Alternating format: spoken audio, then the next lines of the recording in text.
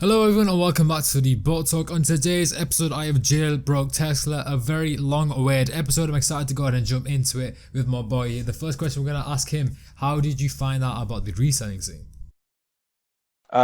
So first off, man, before we get started, I just want to say it's an honor to be here. It's an honor to be featured on this podcast. Of course, man. I'm a big fan, and I've checked out previous episodes, and it's an honor to just be featured among the community's obviously some very talented people. So just wanted to get that out of the way and say thank you for hitting me up. Definitely, man. It was long awaited, like I Yeah, said in the intro. I've always wanted to reach out to you. I think I was trying to put some space in between episodes so people didn't find it repetitive. But I'm really for glad sure, we managed to jump on and obviously schedule this episode now rather than just like push it on with the rest. I feel like if we for can sure. give episodes their own little spotlight for a few weeks, then it's better. But Yeah, for sure. yeah, Yeah, so to answer your question, man, and I'm probably gonna show my age right off the rip, but uh, let's see, dude. How did I get into the reselling scene? So, being a designer, years ago, probably 6 or 7 years ago, right as I was starting to get into design, I started a streetwear label. Um, so long ago, it's not even worth mentioning. Like the clothes were trash, but I feel like it's like what every single like designer who's interested in streetwear and sneakers does first. Like as soon as they get their MacBook Pro and their first copy of Photoshop, they're like, "Yo, I'm gonna make a clothing brand." Um, so that's essentially what I did, and it had some success locally. We ended up, selling in stores, a few stores locally, but what it really did was woke me up to like the business aspect of streetwear and sneakers. And I was eventually rubbing shoulders with some of like my city's biggest resellers. So yeah, I kind of got into it that way. And it's interesting, dude. Like this was a few years before StockX. And most people know this, but StockX just like completely revolutionized and changed how reselling has been done. So long story short, man, I kind of got into streetwear, sneakers, and then through that, low key, I had a eventually ended up making a Instagram account, and I was like selling a lot of Supreme through Instagram for quite a bit of seasons. I think it might have been like 2 or 3 years where uh, I was just flipping Supreme. This was back when like Supreme wasn't even that big. And I hate to say it, man, but the profit margins before StockX, you hear people talk about this, but like, man, StockX really, really like bricked a lot of stuff. yeah, And definitely. it continues to do so. But yeah, man, I was making like pretty good money just like selling whatever. And it was all manual. I was cooking everything manually. I don't know, I don't know who was buying this shit on Instagram, but uh yeah, that's kind of my story and how I ended up stumbling into all this, and it kind of evolved from there.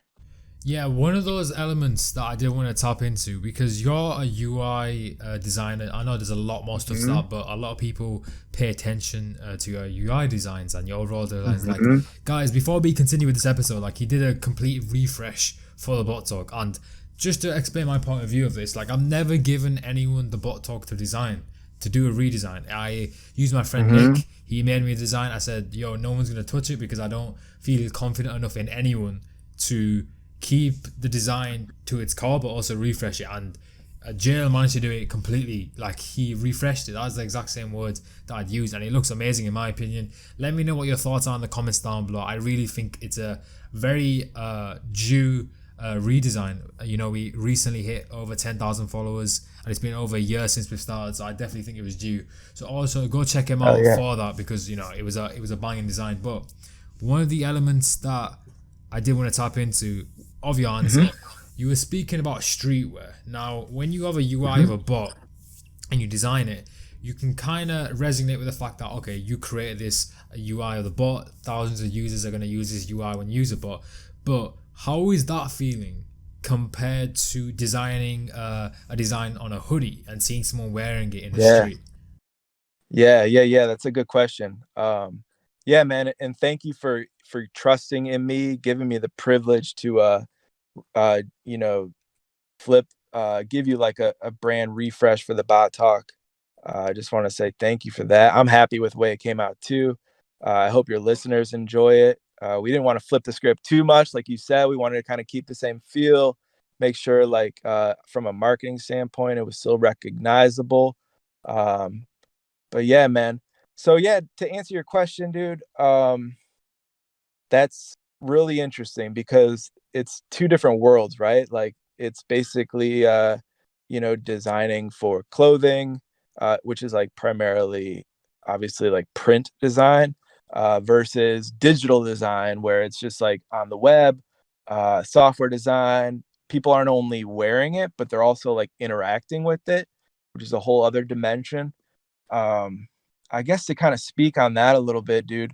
So when I was growing up, um, I was kind of into graffiti and hip hop, uh, kind of being a little, mischievous kid. I ended up, kind of like figuring my life path out a little bit, and I said, "Hey, what am I interested in?" Like it was like letters, and art, obviously. So kind of design was like the way to do that, and make money off of it. Almost like so I have a degree in graphic design. Um, I would say my senior year of design school, I had a professor that basically let me know the writing on the wall was, uh, you know, print design. There's not going to be as much opportunity because we're all, all we do, we're always on these devices, right? Like technology is like completely, taken over like our existence. So there's a lot more opportunity in digital design, designing for UX, user interface, etc. So I kind of shifted gears like my senior year, thank God, um, into like this more user experience design. So what is the feeling like? I know I'm babbling on about shit, but uh, yeah, man, it's super dope. Especially like, so I have a full time job completely unrelated to sneakers, where I design a mobile app, and I won't go too far into that. Um, so that's one thing, and there are like a lot of users on that mobile application. But the design that I do for that for my full time job, man, there's business people, there's managers, there's lawyers, there's like all this fucking other parts that come into the design of it. So when people are using it, it's like it's cool, but like that's not how the way I would maybe personally design it, but that's the way it fits into their Yeah, so it little. goes through like a bunch of filters, essentially For what you're saying. sure, for Yeah, okay, sure, okay. man, and that's why I just like designing interfaces for sneaker bots, and websites that are related to inside the sneaker community has just been like so fucking cool. Um, just I mean, you get to like just scroll Twitter and see the reactions. Um, and I forget some bot developer told me this one time, and it kind of stuck with me. I wish I could remember who it was, but they basically said a few words about how like they feel privileged to be able to create software that you're ideally like you're spreading joy. Like people are maybe they're just doing it to make money, but like people getting checkouts, like that is like people like enjoying your like product. So just to be involved in that process like is awesome. Like it'd be cool. It was cool to like I used to go to like a local hip hop show and see like somebody wearing like a t-shirt from the brand that we were doing, and like that was cool and shit, but I mean, think about the audiences like Wrath or Palace Bot. Um, like the audiences are just so much bigger, and I think it's more of a Definitely. personal thing, like interacting with a piece of software versus like throwing on a t-shirt, I guess, because you think it looks cool, versus like a piece of software that's gonna like make you money or get you a product that like is gonna sell out within seconds, and like I mean, that's even more of like a emotional impact, I think. Yeah, I definitely agree with you there. I mean, it's two different worlds, like you said. It's curating like merchandise or brands and giving it out, and obviously seeing people wear that. That's cool, like you said. But a software that's designed by you that has a function to create thousands of $1,000. We've seen plenty of people Yeah. make livelihoods from this. I feel like that is a very, very enjoyable feeling. Sorry, Yes. enjoyable feeling, and I feel like not a lot of people realize that, because obviously when I see Palace, but when I see Raf, I know that you had a hand in designing it, so I'm like, okay, this is his design and it lives on for X amount of time and people always see it. And it's an interesting concept because it's kind of different to developing a bot, because obviously with developing a bot, it's essentially whatever you do dictates success, but designing it, it's like an everlasting thing. So like, in my opinion, the coverage of your designs is huge, because if you think about it, you've got the success posts from every single user, from every single release. Then you got the videos. Then you've got the introduction videos. Like like if you think about it, your designs across the entire community could easily have hit billions of engagement views. Yeah. And it's just insane to think about, and that's a reach you can't really get in real life with merchandise and stuff like that. Absolutely, man. And like, dude, think about like with merchandising and clothing and streetwear. Like, I mean, like, I don't know. I'm a fan of Off-White. I'm a fan of all of the larger brands. But like, I think I was like listening to an interview a long time ago. It was like, okay, like, there's a lot of people like making dope shit, but like to really like have your brand, like your clothing brand, pop off, like it really helps if you're Kanye's best friend. You know what I mean? Like, and like Virgil like kind of had that pathway.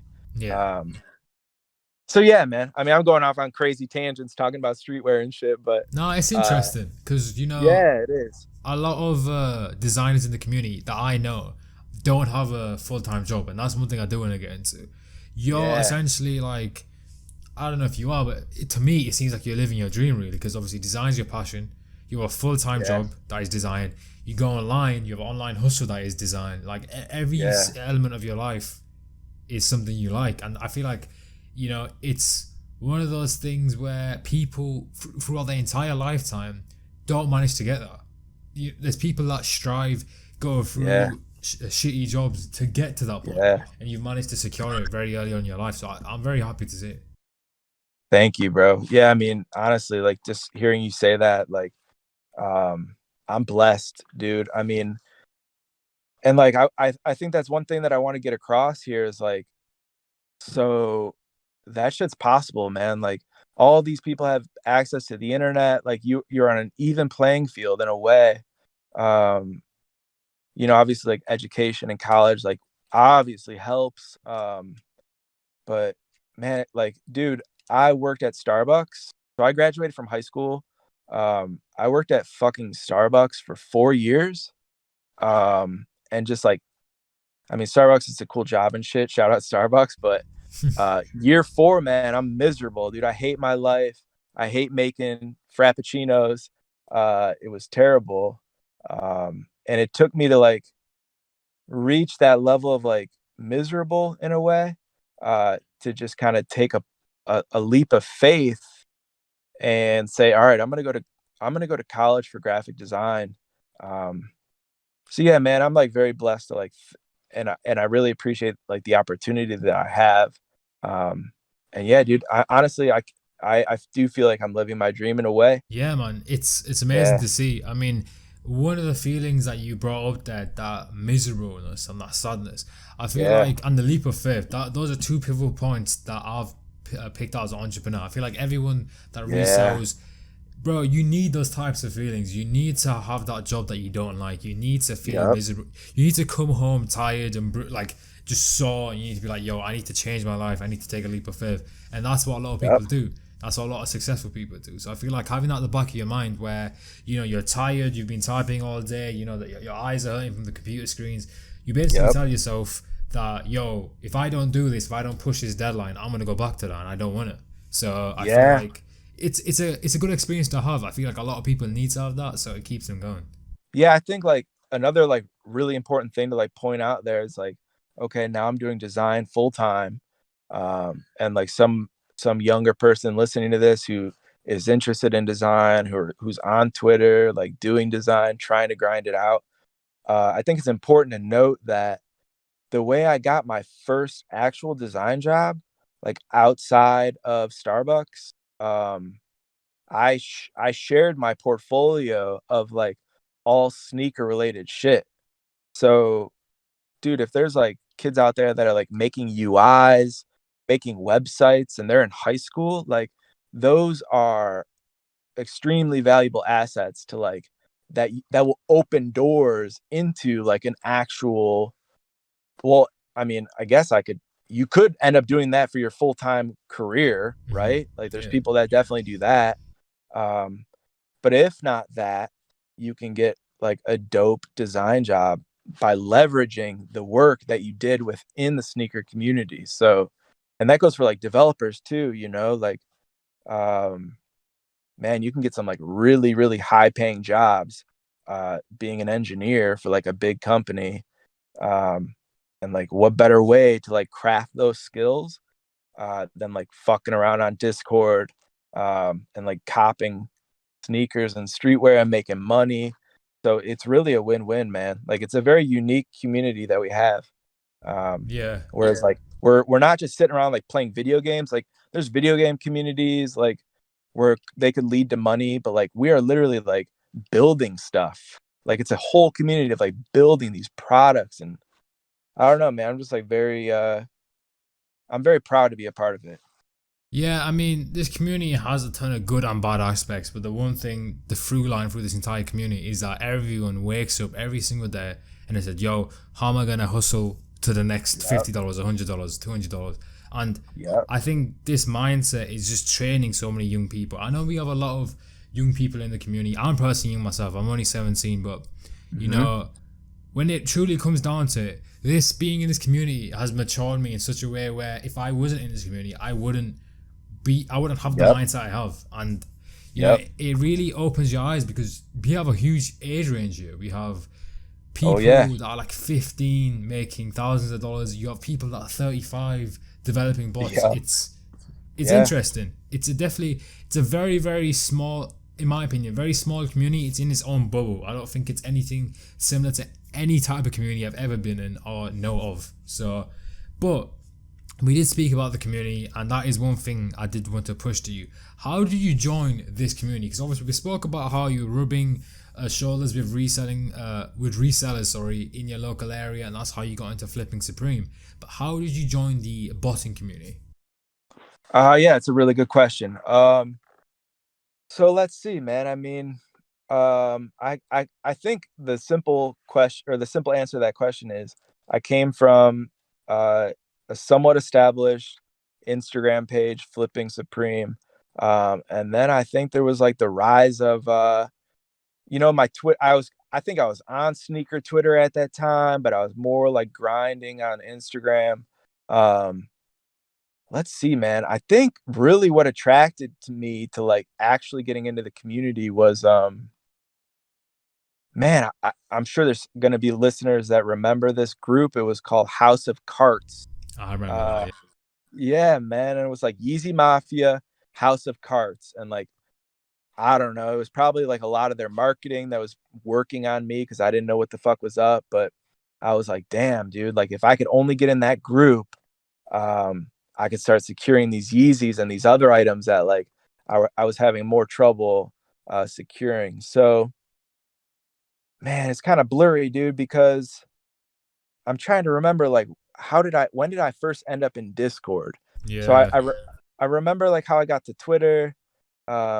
But eventually I ended up on Discord. It was probably some like public group. And one thing led to another. And then back in the day, man, I was like very early on, I noticed like there was a lot of bad design in the sneaker community, especially back then. It's gotten a lot better. Now it's amazing. But yeah, I noticed like, hey, I could design like a better logo than like what a lot of what these like established bots are using. This is back in like uh Taskbot, Heated Sneaks. I forget all those old ass bots. But yeah, man. So I think I just really ended up like trading logos for access to product, like a lot of designers do. Mhm. Um Next thing I know, I was friends with this dude named Rocky. Shout out Rocky. Um, he introduced me to Jason from Wrath, and back then Wrath was an Adidas bot. Some people know this, some people don't. Um, yeah, and I think I did that Wrath logo, dude, like way early on, like one of like the first logos I did. And I just flipped. Most people know this, but it's an upside down Adidas logo. I don't even think I charged him money for it at the time. Um, but yeah, next thing you know, man, it kind of became addicting because then you like watch the growth of Wrath. And I think it was kind of off to the races from there, man. And I've met like so many amazing people, and one thing kind of leads to the other. You work for one, bot, and somehow they see your work, and it obviously just organically grows like that. Definitely. I mean, the reach in this community is amazing. I mean, when I did the first 5 BotTalk episodes, all of a sudden people knew about it. It was kind of weird. I feel like Yeah. word gets around about any type of project in this community, like Yeah. especially graphic Yeah. design work, because everyone, one element you did touch upon, and that's something I do definitely want to dive into further in this episode, is that back in the day, designs weren't embraced to the point they embrace now. Like the standard of design, innovation, and overall production when it comes to bots is so much higher than it was 2 years ago. Like 2 years ago, I remember That. when I first joined Adept, that was my first ever role. I got them a motion intro, and that's what kind of landed me the job. I hadn't seen anything like that. Like the botting scene on YouTube was like very quiet. There was no motion graphics. Like success posts were like success collages, but with a bit of text. Yeah. It was nothing near where it is now. Like Yeah. it's really interesting to see the innovation and development of the standard, I'd say, because the standard is a lot higher now, and I'm very happy. Oh for yeah. it. Yeah. Yeah, man. Like it's crazy that you say that. I think about not only like better looking, right? But like also like I don't know. Some of those early bots were easy to use because like I don't know. I think they were botting websites that were pretty simple to bot. Um, but just like, dude, bots are becoming so much easier to use now as well. Like, um, I mean, it's gonna reach a point where like, I mean, why does a bot need to be complicated to use? Like, why should there be why should there be a need for like setup guides and all this like documentation? A good example of that is like this new bot that I've been working with, is Slap.io, which is this new Supreme bot. Um, Man, I use Mech. I use Wrath. Those are all amazing bots. Obviously, that goes without saying.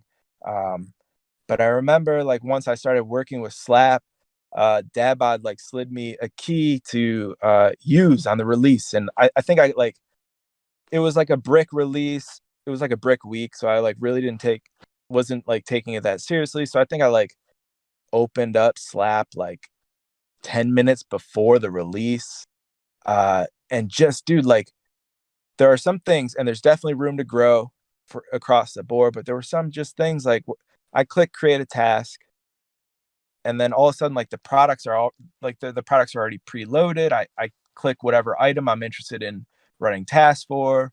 I just think like Slap is doing an amazing job at that, and there are other like crazy opportunities, um some that I know about that I can't really talk about, that can really like we're so used to like the same way of like creating tasks, and monitoring tasks, and like changing proxies, etc.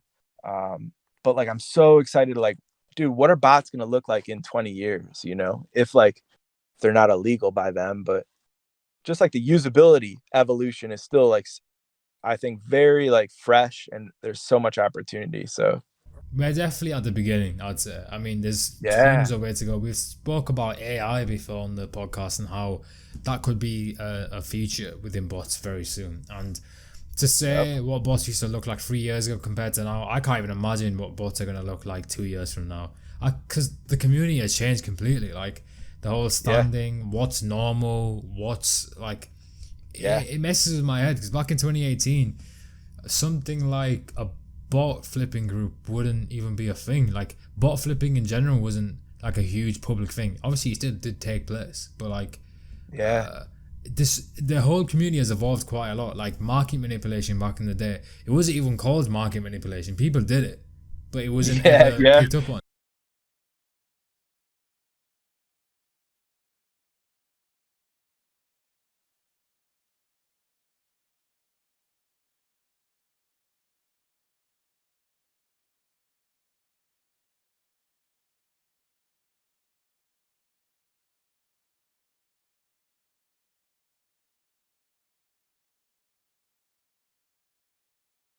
Yeah, for sure. That's a good question. Yeah, it's an interesting revolution, or it's an interesting evolution. How I kind of ramp things up. So like Wrath was way back in the day, when that logo originally happened.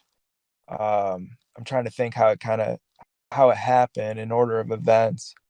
Um, so honestly, man, to like be honest with you, I took like a pretty extended hiatus and was like it was basically like StockX bricked everything. I couldn't sell Yeezys for a profit. Um, and I kind of took a step back for a couple of years. And interestingly enough, I'm in the United States. COVID hit the United States, like it hit everywhere in the world. But in March, man, like my work set us all to work from home. It was winter. It was March, in Ohio.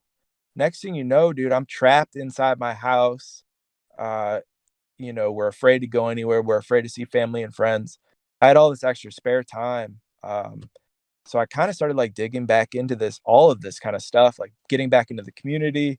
Um, so I think I come back and I end up somehow randomly entering a friends and family group called Lev F and F, owned by Levlos. Uh, I randomly like apply, get in. Next thing you know, I'm in this server.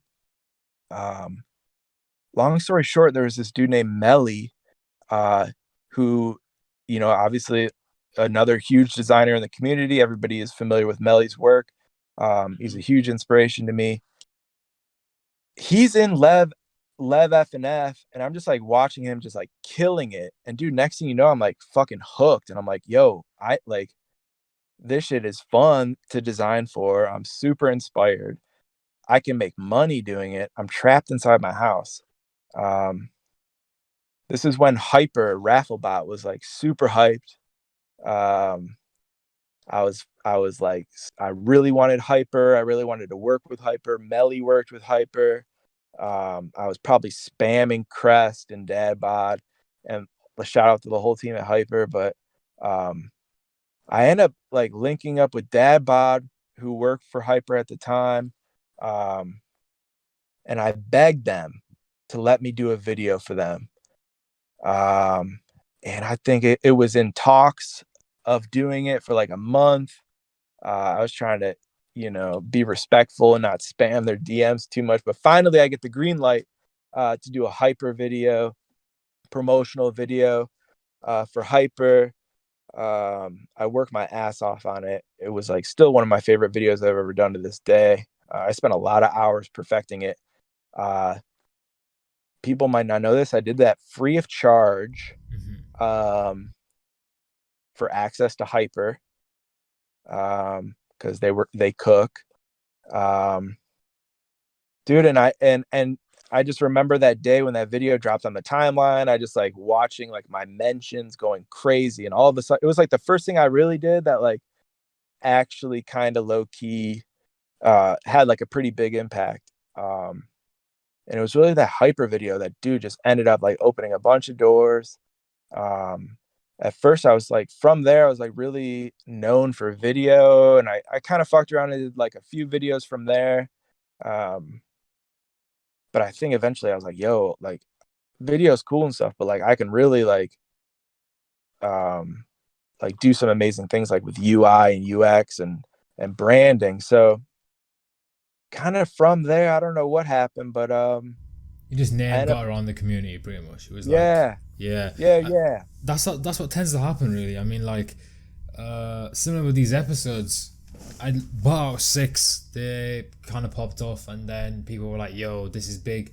This is like yeah, something we should pay attention to." And that's the exact same thing with designers. If they see Hyper working with you, they're gonna be like, "Okay, this guy's cracked. Like, yo, we should yeah, keep our eyes on him." And that's what I did. I mean, when you first came into my timeline, I think it was for Hyper. It was, I think, I was paying attention to a lot of people back then because yeah. essentially for each season, what I was doing, I think end of March was the end of season 1, and then I bought out the tweet, and then basically for season 2, I wrote a doc full of people I want for season 2, and so far I've ticked off everyone. There's a few people left, Awesome. but you were on that list as well as some other people, and I was like, we should definitely bring on another designer for this season. And essentially, that's how it works, really. I mean, Yeah, I wouldn't have found your Twitter profile like that soon if you hadn't worked with that big company. And yeah.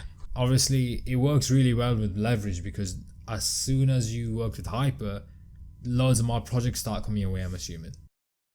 Oh yeah, absolutely.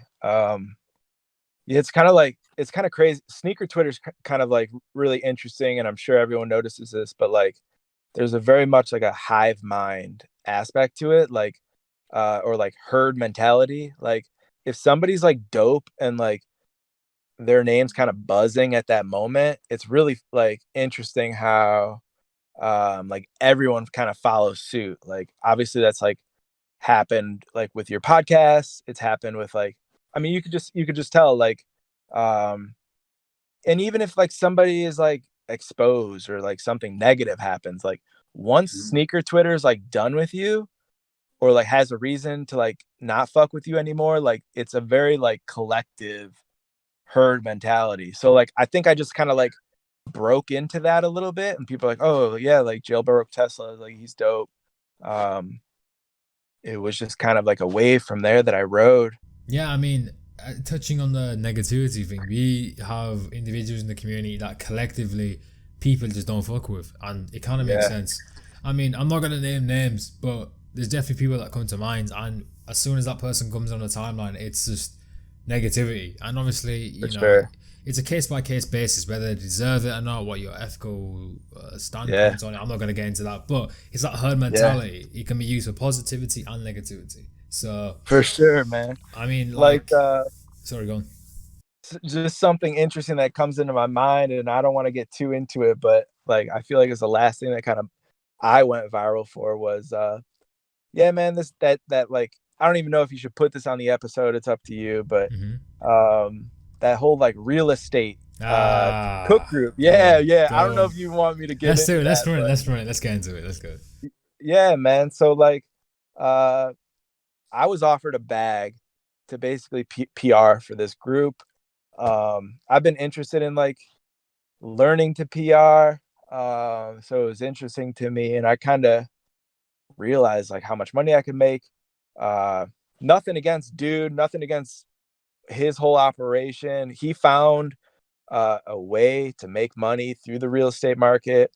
Um, but yeah, man, like so most people that are understanding what I'm talking about remember what happened. But one person kind of called that person out for some like questionable previous behavior.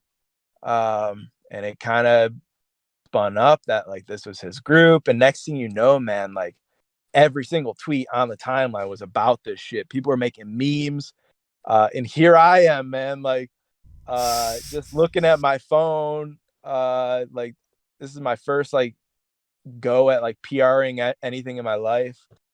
So I kind of like try to navigate it a little bit and try to like plead his case. Yeah, I But noticed eventually, some things that you yeah. did. Like I remember, because I was in the gym at the time, and at that time we had scheduled this episode, so we were in DMs and we were talking, and I was Oh at the shit, gym, yeah. and I was like, bro, I was just lifting, and I was like, I looked down at my phone, I'm like, what is going on? So I've, This dude's getting and canceled. then Yeah. I noticed that you misspelled a tweet on purpose. Yeah. Bro, I was like, yo, this guy knows what he's doing. I don't know if this Yeah, is gonna man. last, but he knows what he's doing. But I mean, we might as well talk about it. I'll state my opinion publicly because I have. to other people. For sure. I mean, I saw some guy and it was literally a YouTube video that's publicly accessible. So like, I don't deny the guy or the kid or the guy can make money from the market. There's no question there. You probably can, but you can't really resell public assets. If I'm being completely honest. I mean, for sure. No hate towards the guy. I'm sure with a better type of business model with your own content and own resources, it would have worked. For sure. But like, a lot of people in this community aren't looking to drop X amount of money into a real estate property and then have enough money to stay afloat until they flip it. You know what I mean? For sure. Like, go on. Yeah, I'm sorry, but I fully agree. I learned I fully agree with you. You know what I mean? Like, and it goes into two things, dude. It goes into I learned a huge lesson that day, and I remember like some like OGs kind of pulled me aside and were like, "Yo, that's why you have to like look into everything thoroughly, like before you like jump on and start like co-signing shit." Because, dude, I didn't really think about it too much. It seemed legit. But yeah, man. The other thing that it taps into is like, there's some young ass kids out here like that don't understand stuff like that. You know what I mean? So like, I mean, bro, yeah, you gotta realize as well, these kids.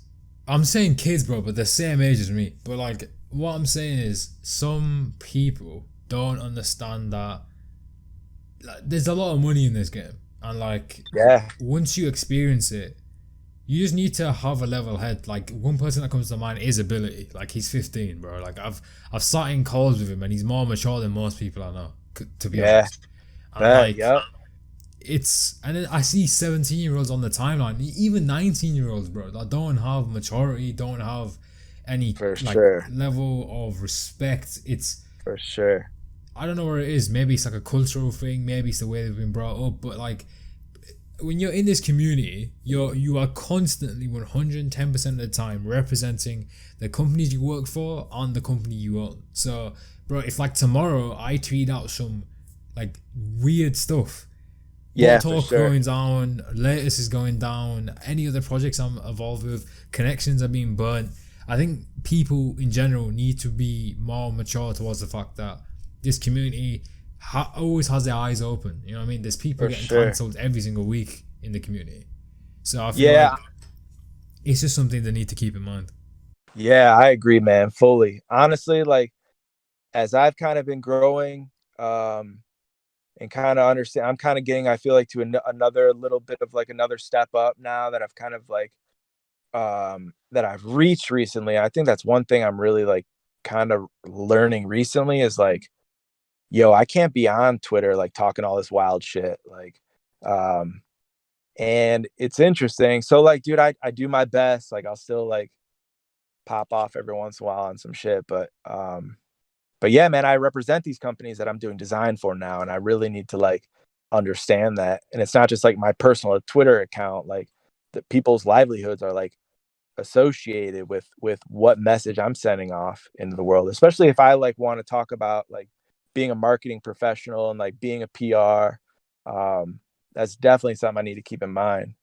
And dude, one thing that is interesting about that is like a lot of like the very successful people in this community, like, go to their Twitter, man. Like, they're quiet. You know what I mean? Like, they don't have anything to prove. They're not like, there's nothing for them on the timeline versus like being productive and making actual like money moves. Yeah, I mean, you know, I put like personally for me, with how I'm sectioned in the community, it's more beneficial for someone like me to be on the timeline all the time and dropping these videos and stuff like that. Just because my brand grows that way. Similar to you, we're both in that position. But if you take someone like Lucas, for example, bro doesn't need to tweet for 6 months. Like, it's fine. Right. You know what I'm saying? Right. So like, I'd personally want to get to a point where all my businesses are working, they're doing good, and I can just stay. I don't touch Twitter. Like, I look at it, but I don't want to touch it because, to be honest, there's a lot of negatives to it. So, you know what I mean? I definitely want to get, maybe within the next year, I definitely want to get to a point where like maybe I'm tweeting like once or twice a week. That's about it. Like, I don't really want to touch it too much because it takes up a lot of time, and there's so many dead end arguments and conversations Oh on there. yeah. Like it, it's a platform filled with a lot of heavy opinions, but then it leads to a lot of waste of time. I've wasted a lot of time on Twitter just arguing with people, and there's no point really. Like at the end of the day. Man, I feel like that's like the moral of the entire story of this podcast is like, yeah, just like, yeah, Twitter as a whole, man, it can be like so toxic, but It has its um upsides. Like yeah, yeah, it's a complicated thing because like it's a double edged sword, really. You know what I mean? You know, there's yeah, the positives and the negatives, and you know, if you can leverage your positives and minimize the negatives, then you know you're using the platform properly. for sure. For sure. Agree.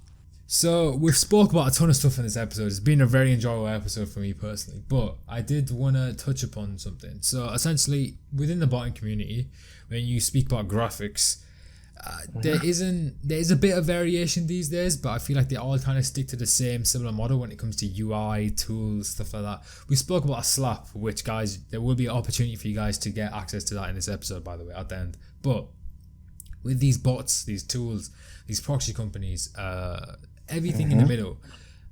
Do you ever feel like you have some type of design and restraint? Because if you compare this to like a hoodie, creating a creative design to print on a hoodie is completely fine. You can create anything. But when it comes to bots, you kind of have to follow the same structure, really. Do you ever feel restrained, or is it just like whatever comes to mind, you can pop off a new idea every time? Yeah, yeah, that's a good question. Yeah, there's definitely restraints, man, because like, so being a designer, being into like, marketing, and you want to be able to like promote and present a product that is desirable. One of like the biggest things about that, doing that successfully, is understanding your audience, right? So like, who are your users? Who are the people that are your potential, for lack of a better word, customers, right? So, um, yeah, man, like being like just a creative person, it is restrictive.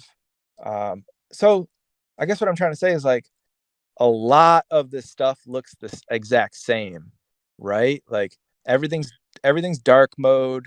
Uh, every no offense to anybody listening to this, but like every logo is like a planet or a robot, or like, like shout out to TheBotTalk, but Yeah. um, there's a similar theme, like very gradient heavy, like everything, which is dope, dude. Like that's the shit that I like love designing the most. Like I'm a fan of that like kind of design style as well. Um, but it's cool. Like sometimes I'll try to like go out and like do something a little bit different. Like with Palace Bot, like the UI, like I know some people were fans, some people kind of like didn't like it. But yeah, just like trying to like at least to keep like myself creatively like interested and like satisfied. I do like to go outside of the box as much as I can. But then at the end of the day, man, like people want a certain kind of aesthetic, and you kind of have to stick within those limits. Like I've definitely done work for like owners of products, and I've gotten feedback like, yo, this isn't really like the vibe we're looking for. Um, and then after I like kind of do some revisions, I end up like understanding like, oh, they just want it to like, it makes sense. They want it to look like the other successful products, right? Like everyone kind of wants to be associated with that, but it doesn't bother me too much, man, because like I said, like in my personal life, in my professional life, I'm designing like boring ass software that has no spice or flavor or swag at all. So like being able to sign off on that stuff and then come home and like, I mean, dude, a lot of the stuff is like, it is like really awesome to design. So it is restricting, I would say, but I still enjoy it, and I still like I love like the vibe of it still, like aesthetically. Um, but it's Definitely. interesting. Like you'll see like things like mbot, like, or what's a better example? Like even like Kickmoji, like the very illustrative style, like you'll see like that. It's interesting because like if you do that route, your product like will stick out And if your product is like a good product that has success, that is positioned correctly, like it can really be beneficial for you to like go a different route. Like I feel like that happened with Palaspot, like that UI. People are like, "Yo, what the fuck?" Like, I mean, it's not like too radical of a like concept, that UI, but it was different enough that where people were like, "Whoa, this kind of looks different." You know what I mean? Yeah, I 100% understand what you mean. I mean, these companies, they don't really want to go outside the box, really. Like, if Yeah. it works, it works. The model works. No one really wants to experiment too much. But there is an argument to be made where if you experiment and you hit the ball right, like it Yeah. could pop off. We've seen plenty of examples of that. We've Yep. seen like I think Restock World was the first ever type of like planet design. I may be wrong, Yeah. but Yeah. that's started a whole type of design wave of planets. And For you sure. know, there's like Orbit. I'm pretty sure Orbit's like a planet as well, like Orbit Yeah. EU, the bot. But you know, it is definitely something to pay attention to, because what the question is, what is the next wave going to be, and who's going to get on it first?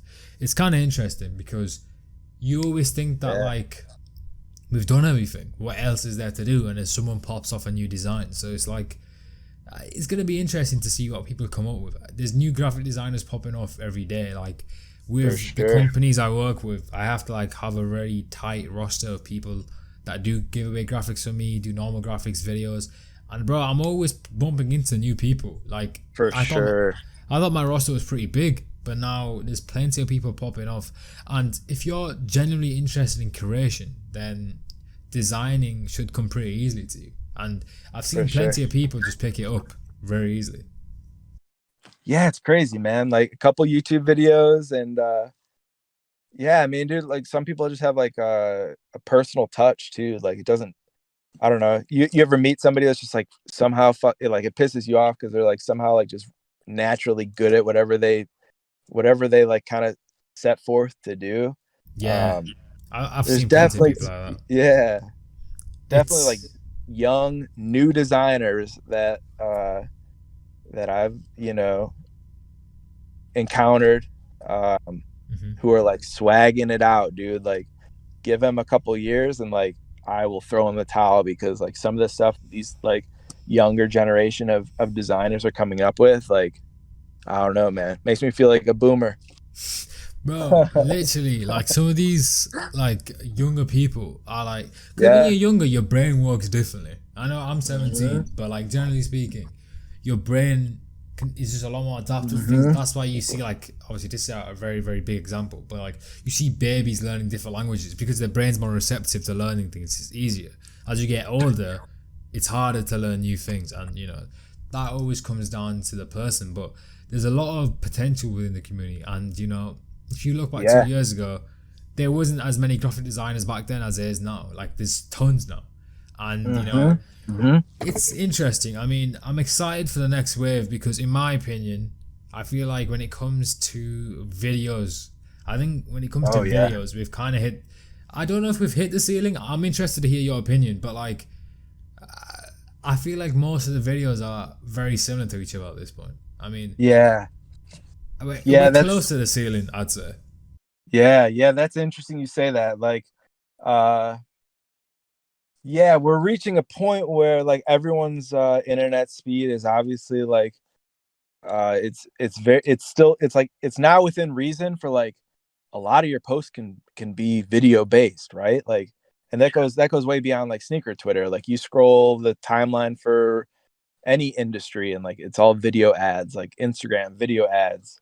Um yeah, so sneaker video ads like announcements and promo videos and shit, like yeah, they all kind of follow the same formula.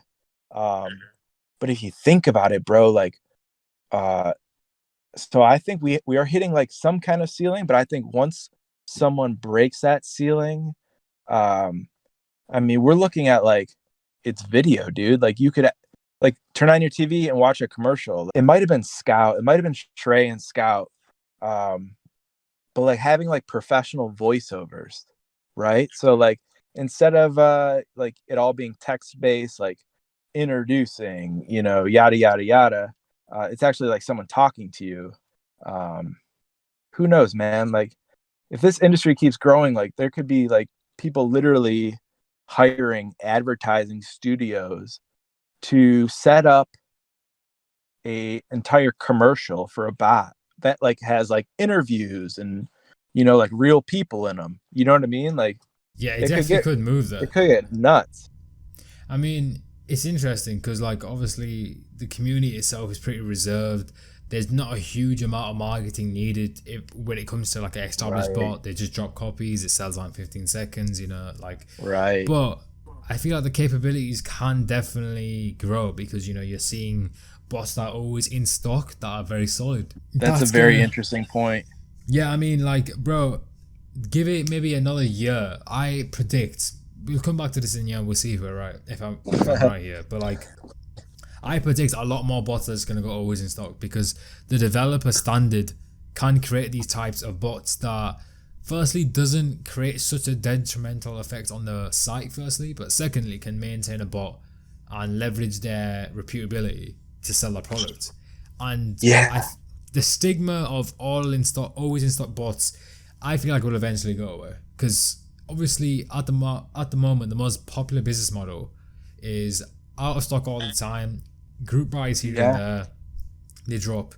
But I feel like it's just gonna move towards always in stock, heavy marketing. Because bro, like we're on Twitter, no one really has tapped into Instagram ads here, in my opinion, Oh, anyway. bet.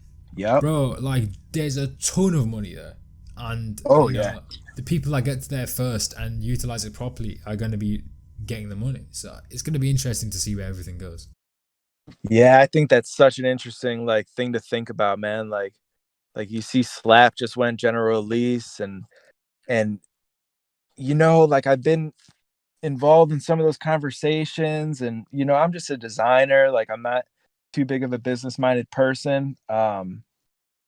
But yeah, it's super interesting to like think like, all right, well, what's the argument for making this limited? And obviously there is an argument there, because like if there's only a certain amount of stock, so if yeah, so that argument like is very interesting to me, and almost to the point where like I don't want to go on record and like say my opinion on like which side I'm really on there, but it's fascinating to me. Um, yeah, and I guess like that's where I'm at with it. But I think you're very correct. And then it does also like solve a lot of problems because right, like say every single bot is now general release. Like we wake up tomorrow, every single bot is in stock. So now like the only thing that can really like the only thing that's gonna like set your bot apart is success. Like which bot, if now the playing field is now completely level, like who cooks Supreme? Like who cooks Shopify? Like it would be a crazy, crazy, crazy, crazy thing to happen, but I could see it happening.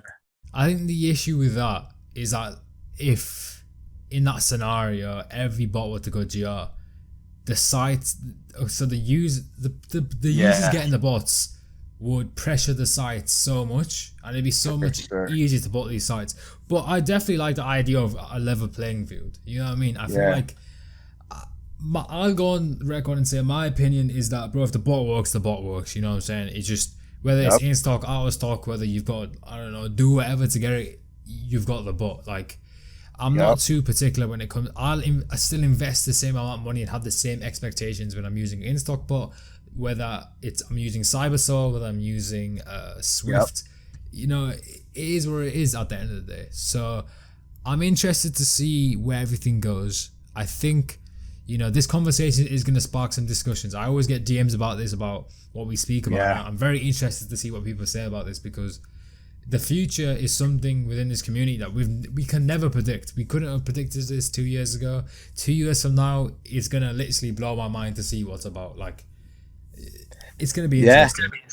Yeah, man. That's why I'm like kind of that's such a controversial subject that but it's fascinating, dude. And yeah, man, time will tell. We will see. It's also like super dope to like have a super limited bot at the same time. You know what I mean? Like we saw what happened with Palace bot. Like that was like super dope that there were like only a handful of bots that were kind of cooking the site. Eventually it gets clipped, but like, yeah, like, I mean, does Supreme get clipped in like 1 week if like, I don't know, if all Uh, of a sudden there's ju- 2 million people botting Supreme with the same fucking, yeah. you know? Yeah, to give a hint to the viewers, we touched upon Palace Bot there. We potentially will be having an episode with them very soon to address the elephant in the room. We're not going to speak about it here, but Bet. just to end off today's episode, we spoke about the future quite a bit, and I feel like it's the best way to end it off. For you personally, what are your plans for the future? Yeah, man. So I'm super excited. Kind of after that whole, me getting my foot wet in PR work, and it kind of going kind of hairy quick. There were some opportunities that I was able to take advantage of. Some people like just believed in me enough to give me a chance with that. So honestly, man, I'm kind of like looking a lot more into like expanding into PR and marketing. So like not only like will I design what your product looks like and feels like and how users interact with it, but also like taking a full 360 view of like managing how we're presenting your product to the market, and not just writing tweets, but being in the background, understanding like how to tap into like all the marketing avenues, etc. So right now I'm working with the society, and this other up and coming tool set that has an all-in-one coming soon called Koi Solutions. So yeah, man, I've been really enjoying like just doing like a more of a full 360 of PR and marketing. But then I also have a really banger UI coming out soon. It should be before 2021. The developers are kind of quiet on like when it's going to drop, but I'm super excited about it. I think that's going to make a lot of noise. And the current users of that product, I'm just like super happy for them because they're about to have something real special. So Yeah, when you shared it to me, like yeah, who you're doing it for, bro, they're yeah, gonna, cause like I'm not even gonna say anything. I haven't even said anything to anyone. But when those users see the new UI, they're just gonna be like, they're gonna freak out. Like, thank you, bro. bro, like I've even seen the UI, and I'm pretty sure, yeah, it's gonna be interesting. I'm definitely gonna make sure I'm vocal about that when it drops. But guys, we're wrapping up today's episode. I personally feel like this was a very good episode. We talked about a lot of stuff. However, to end off today's episode, I need you guys to do two things. Actually, three things. Check out the sponsor for today's episodes. They will all be down below.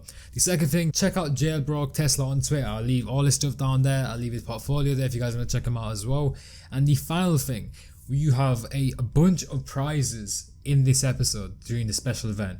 Now we're going to cut to a clip of me explaining how all these special prizes are going to drop.